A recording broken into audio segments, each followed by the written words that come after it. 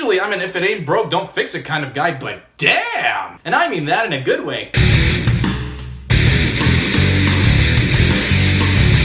Alright, let's be honest with ourselves for 1 second here. When the trailer for this film came out, at some point we all switched into skeptical snobbish mode and expected this film to be another soulless cash cow devoid of any creativity, am I right? I've been proven wrong with the live-action versions of Cinderella and The Jungle Book, and I was hoping Beauty and the Beast would do pretty much the same thing. And it did, thank God for that. It fills me to the brim with joy to put Beauty and the Beast into my prestigious list of superb Disney remakes, because like the former two films, but to a higher degree, it explodes with goodness thanks to the amount of effort that is exerted. That effort means an upping in the visual department, casting the most competent actors for the job, and remaining true to the source material in story, and most importantly, in spirit. The film starts off with a narrated montage of how a prince's arrogance and selfishness led to him being cursed and transformed into a hideous hairy beast with his staff turned into animate objects, with the prince only having a limited amount of time to find true love in his heart before the curse becomes permanent. Then we've got the town beauty and bookworm Belle, played by Emma Watson, who's coveted by a narcissistic, pompous, and arrogant douchebag named Gaston, played by Luke Evans. Gaston is obsessed with trying to marry Belle, but she wants nothing to do with him. When Belle's father Maurice disappears while riding to the market, she searches for him and stumbles upon a castle where she learns that her father is being held captive by the Beast. Belle bargains for her father's release after agreeing to be the Beast's prisoner for all time, and gradually Belle finds out what life in the castle with the Beast is really like. The themes that are most infused into this film are identity, love, and inner beauty, of course. But an additional theme I found to be quite noteworthy was hope, which in my opinion is presented through the animate objects. Because despite losing all of their physical human attributes and being at risk of becoming completely inanimate once the final petal of the cursed rose falls,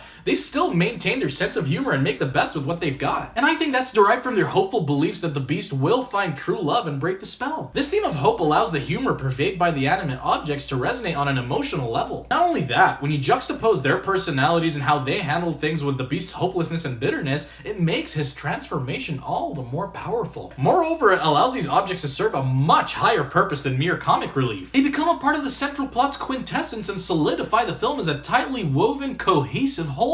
This live-action remake very closely follows the original. Even the old songs are in there. How extraordinary! Depending on how you look at it, it could be a curse or a blessing. In my opinion, those who see it as a curse would probably feel a lack of creativity and soul in there. However, remaining heavily faithful to the original also means retaining that powerful character development that contributed so much in making the original the classic that it was, which in all honesty is quite the blessing. Usually I'm not one for fucking with classics, but I thought the changes this film made were actually for the better. In this film, I felt Belle's relationship with the Beast felt more natural as they connected through their love of literature. And though the new songs are pretty good but nothing on the memorable side, the modification I appreciated the most was the screenplay's treatment of Maurice. In this film, his character is actually fleshed out and some backstories provided later on, the details of course of which I will not reveal, which yielded a whole new level of depth to the relationship with his daughter. Visually, Beauty and the Beast is so utterly mesmerizing that words alone cannot do it justice. It has to be seen to be believed. The visual splendor of the original came through creative animation. In this film, it's via deliciously detailed set design, exquisite costumes, and